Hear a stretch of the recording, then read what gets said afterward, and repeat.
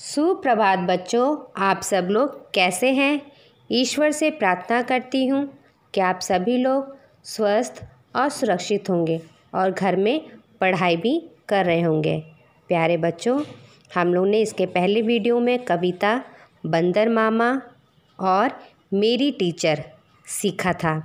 आज हम लोग नई कविता के साथ उपस्थित हुए हैं, लेकिन जैसे कि हमेशा हम एक चित्र दिखाते हैं और आपसे पूछते हैं कि ये चित्र किसका है।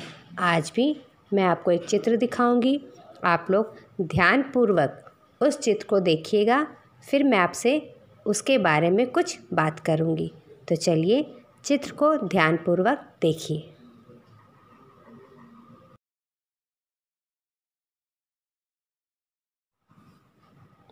तो प्यारे बच्चों, आपने ध्यानपूर्वक चित्र को देखा?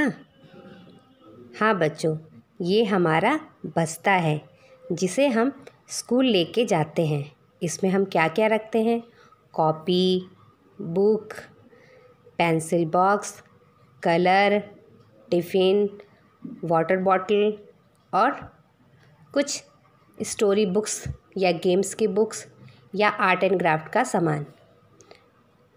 तो ये कविता हमारी एक बस्ते पे आधारित है, जो कि एक बच्चा इस कविता को बताता है कि उसका बस्ता इन सामानों से कितना भारी हो जाता है। आप लोग का भी बस्ता भारी हो जाता है ना, जब आप लोग स्कूल जाते हैं और सारा सामान रखते हैं तो भारी हो जाता है ना। उसी तरह से इस बच्चे का भी बैग सामानों से भर गया है और वो कविता सुना रहा है। तो चलिए हम लोग कविता सीखते हैं।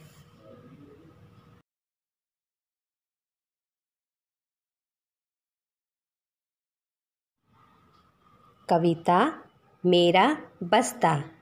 मेरा बस्ता मेरा बस्ता, कर दी मेरी हालत खस्ता। कंधे पर जो कभी न टिकता, गिरता पड़ता और सरकता।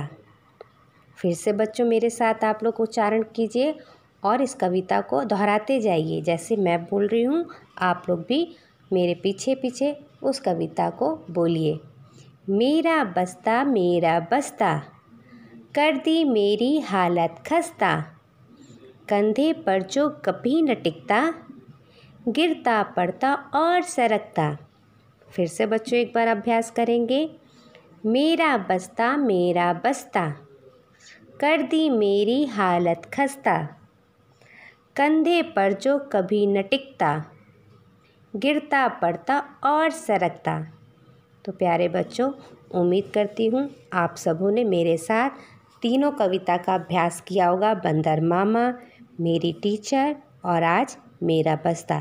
इन तीनों कविता का अभ्यास आप लोग ज़रूर कीजिएगा। और जब मैं आपसे कहूँगी कि ये कविता मुझे सुनाइए, तो आप वीडियो के माध्यम से मुझे ये कविता अच्छे से सुनाइएगा। फिर मैं आप लोग को गुड वेरी गुड दूँगी। आप लोग को गुड वेरी गुड चाहिए ना बच्चों? तो चलिए अच्छे से कविता याद कर दीजिएगा और जितना भी मैंने हिंदी में सिखाया है स्वर व्यंजन, उसको भी लिखने का अभ्यास कीजिएगा, क्योंकि आप लोग को एग्ज़ाम देना है। एग्ज़ाम में अच्छे से लिखना है ना बच्चों। तो उम्मीद करती हूँ आप लोग अपनी हिंदी टीचर का कहना ज़रूर सुनेंगे। हम लोग फिर जब नया वीडियो बनाएंगे तो फिर आपसे बात करेंगे। तब तक प्यारे बच्चों, आप लोग अपना ख्याल रखिए और घर में पढ़ाई कीजिएगा। मम्मी पापा का भी कहना सुनिएगा। धन्यवाद।